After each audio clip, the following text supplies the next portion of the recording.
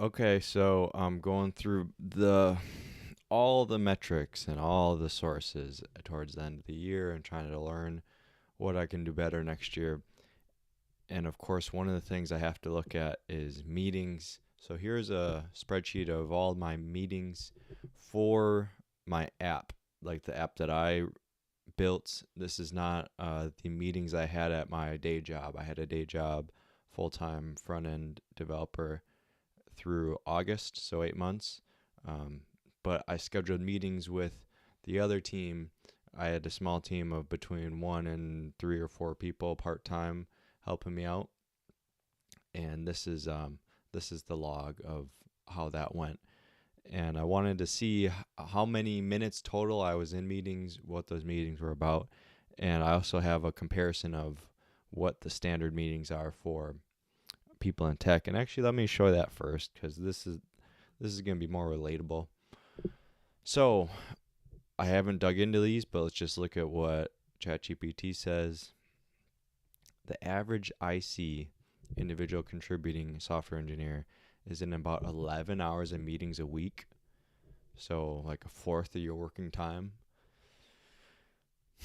It seems like that should be a lot, but based on my experience, that sounds right. Engineering managers are about 8 hours more than that, 18 hours of meetings a week. Software engineers at Microsoft are more. Theirs is about 20 hours a week. Half their time is on meetings or preparing for meetings. And then a CEO, founderish, big company, it's like all meetings, okay? Like 72% of work time. Takeaways for here are that meetings ramp up as you get higher up. They probably ramp up as your company grows, just complexity grows and the need to communicate more. The need to communicate in that way more goes up. But when I look at these numbers, I'm like, this is awful, bro. Like, this is way too high.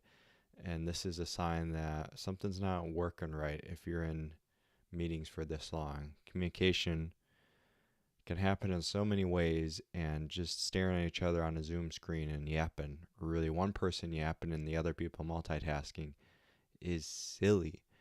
And I've been against meetings a lot, and that's why I ran the project I've been working on to be as little, to have as few meetings as possible.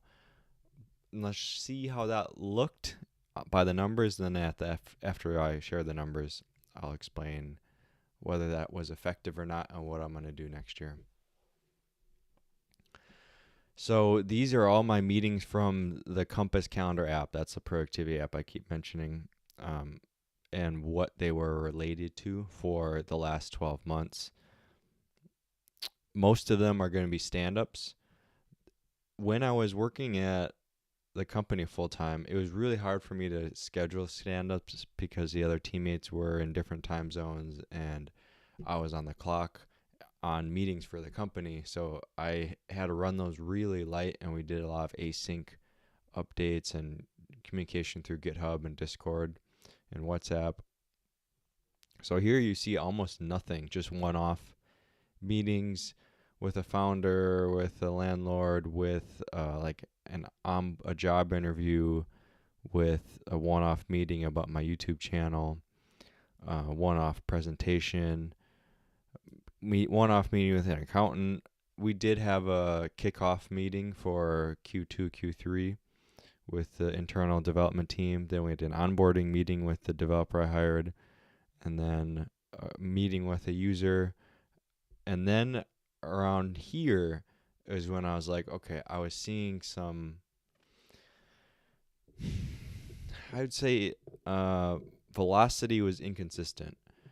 And part of the reason was in order to have so few meetings, I asked the developers themselves to come up with their goals and their targets and basically ask them to be their own project managers and tell me what they're going to work on instead of me taking on my time to groom an issue perfectly and just assign it to them like code monkeys. I wanted them to be hands-on in the planning and the scoping of the work. And so that was what we did through August. And then In August, that's when I quit my full-time job and I had more bandwidth to do meetings. And I was seeing that our velocity was too slow. And so I was like, okay, let's try something else. I'll be more hands-on, and we're going to have stand-ups twice a week, but they'd be really short, 30 minutes a pop. And it's more or less like you still prepping the meetings, but then you're explaining it to the group. And then there's some back and forth about figuring out the priorities.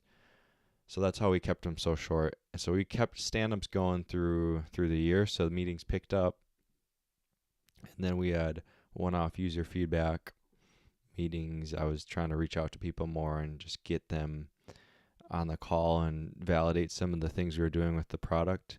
One-off meeting with more so with the editor towards the end of the year, since we started cranking out more videos. But in total, 36 hours of meetings for the whole year on this project. Compare that. That's 1 week of a CEO's meetings. That's 2 weeks of a developer at Microsoft's meeting load. I'm proud of how few meetings there were, but there were definitely some drawbacks here. Let's do pros and cons. Pros: fewer meetings. Hold on, I can't with this font, y'all. I can't. Yes, let's get the whole thing. It's all gotta be mono. There we go. The pros of the fewer meetings is just more time to focus. Less. It's just less energy drain. Going back and forth a lot is just hard. We could all maintain a different job. So through August, I was working my full-time job, saving up money so I could pay for these other people, and they were working their other jobs because I couldn't pay market rate, so they had to supplement that, and that allowed us to have some time to give to our other employers. Cons: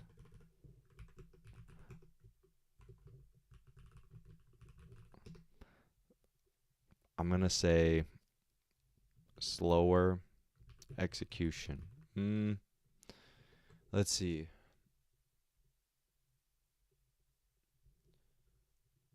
I want to say like more like it's what happens is someone has an idea on what they think is important, and it's different than what I think. And in this hierarchy, like what I think wins. And so they might be working on something that I think is not a good use of time and won't actually help users. And then I come in a few days later and correct it.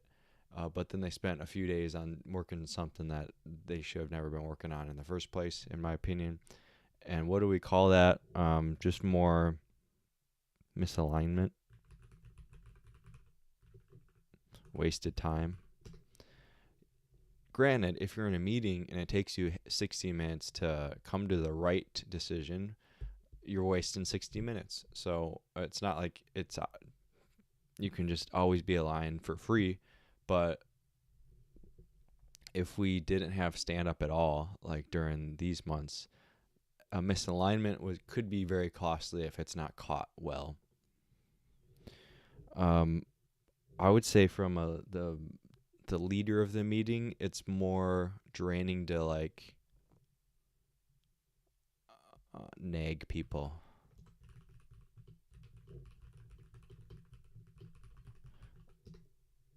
Are you coming? Are you late? Where are you at? Where are your action items? Did you follow up from the last meeting? It's just more stuff you got to do that isn't your main work. And this is the same for anyone. Like, showing up to a meeting is less work than organizing a meeting. That's for sure, right?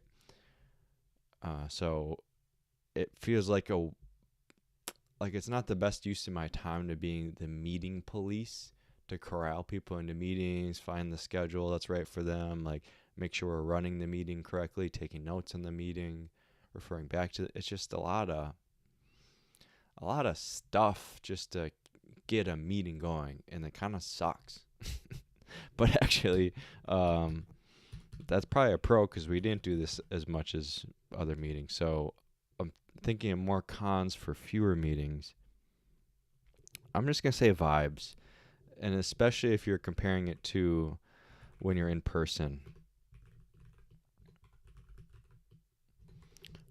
Man, I've been remote for like 5 years and I miss in person. I really do. Like, I miss someone have an idea, run into the whiteboard with that person, sketching it out, and being like, okay, let's do it after lunch. Then you go out to lunch and then you chat about it and you get back and you're all stoked and then you just work next to that person.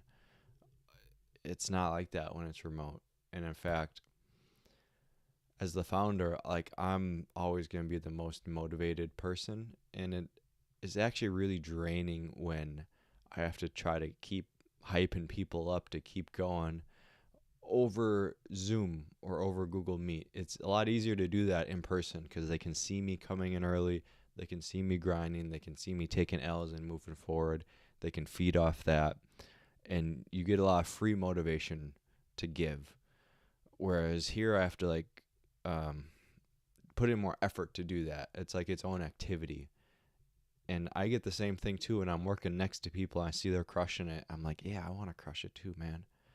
So you get less free motivation. I guess that's part of the vibes too.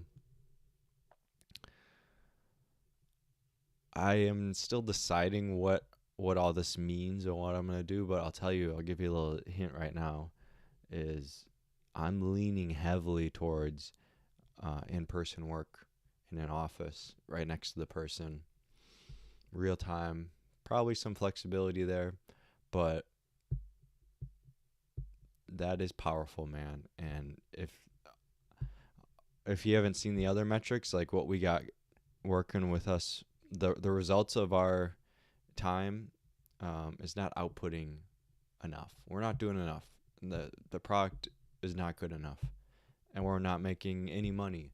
So things have to change, and I'm super open to changing the meeting locations, how we work. Maybe we have less official meetings, but we're just next to each other all day, every single day, and maybe that'll be better. Basically, I want the opposite outcomes than what we have right now, and so we might have to do the opposite inputs. If we were working remote and having few meetings, maybe we have to be in person, and instead of having official meetings, like everything's a meeting. You would go away and work and like have your own stuff, but it's like if your whole lives are kind of melding together and you're all in on this thing, maybe it's just me and one other person who are living like this. Maybe it's me and a bunch of interns. I don't know. We're gonna see. We're gonna see in short order, that's for sure. But these are the metrics in terms of meetings. I'm gonna continue to look at other things. Yesterday we looked at like the GitHub graph and contributions and how that compared to other open source tools. For meetings, definitely fewer meetings, but also that alone was not enough to make us successful in 2025, so things need to change. If you got ideas, you have a setup that works for you, let me know in the comments. I'm very open to hearing what you think. Otherwise, thanks for tuning in. See you in the next one.